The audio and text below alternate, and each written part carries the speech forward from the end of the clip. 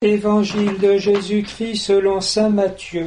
Tandis que Jésus parlait aux disciples de Jean-Baptiste, voilà qu'un chef s'approcha, il se prosternait devant lui en disant « Ma fille est morte à l'instant, mais viens lui imposer la main et elle vivra. » Jésus se leva et se mit à le suivre ainsi que ses disciples.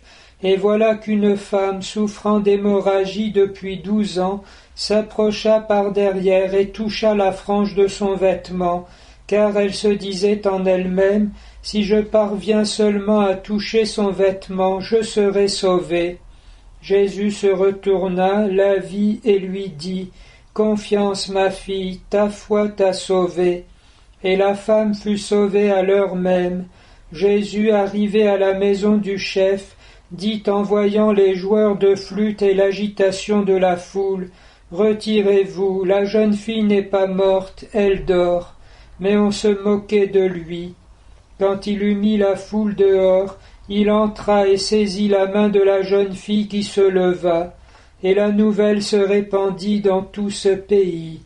Dans l'Évangile, cette femme se dit qu'en touchant seulement le vêtement de Jésus, elle sera guérie, et elle a eu raison. Or, nous qui sommes baptisés, nous avons revêtu le Christ lui-même, et nous sommes ses membres. Et nous n'avons pas parmi nous à essayer de toucher son manteau, puisque nous le recevons en chaque Eucharistie, et il demeure même au milieu de nous, dans son très saint sacrement.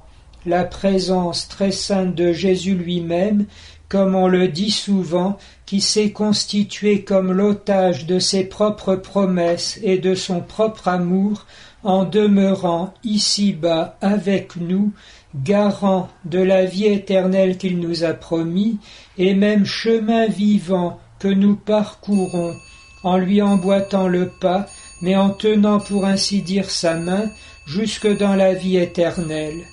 Nous lisons ainsi dans la lumière de l'amour de Jésus pour nous qui sommes ses disciples la première lecture du livre de la Genèse, où Jacob, le patriarche qui vient de recevoir la bénédiction de son père Isaac et de son grand-père Abraham, fuit devant son frère, après une histoire un peu sombre dont nous avons eu l'occasion de parler, et qui n'était pas cependant étrangère à la providence de Dieu et à l'intercession puissante de la Vierge Marie. La bénédiction se transmet ainsi de génération en génération, et elle devient l'invitation à ratifier personnellement le don de Dieu. Ce que Jacob a reçu devient maintenant son propre engagement, sa propre foi, sa confiance dans le Seigneur. Puisque tu m'as tant donné, alors tu seras mon Dieu, et je marcherai en ta présence, puisque tu me gardes. Nous ne pouvons pas lire ce passage sans penser à Jésus, tandis que Jacob met une pierre sous sa tête pour y dormir, et là il reçoit quelque chose de la vision de Dieu.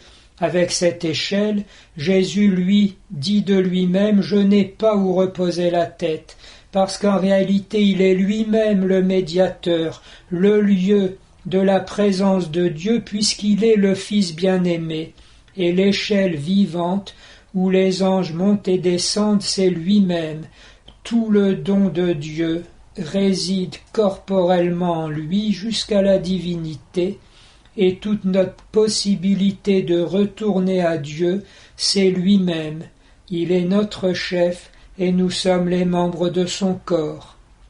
En aucune façon donc nous ne pouvons rester ici-bas, c'est emporter dans l'élan d'amour du Fils vers son Père qu'a consistance toute notre religion et aussi finalement toute notre existence promise à la résurrection au dernier jour.